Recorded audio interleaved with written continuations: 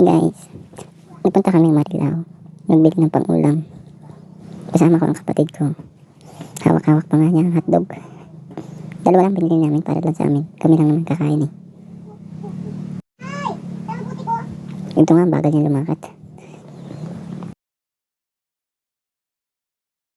Sabi ko nga sakit niya, bilisan mo ng lakad. Ito, bilisan niya. Kaso patigil-tigil. Napakalapad nga pala dito. Ngayon lang umingit.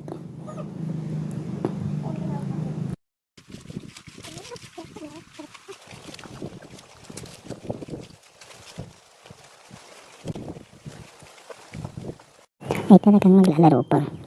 Tanghali na nga. Medyo tiyo na nga yung daan kasi uminit na. Alas 11 na rin eh. Kakain na kami nito 12. Napakalakas na ng init. Thank you naman at tumaraw din. Dito nga pinapilis ko na siya, sabi ko, bilisan mo ng lakad kasi ang init na. Binibilisan naman niya kasi naglalaro pa.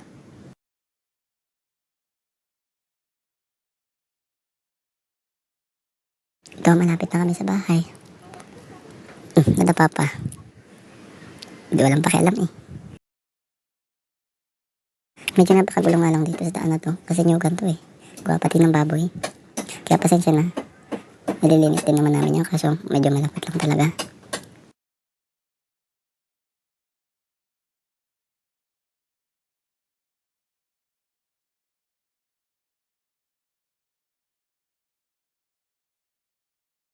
At yun nga guys, hanggang dito lang. Thank you.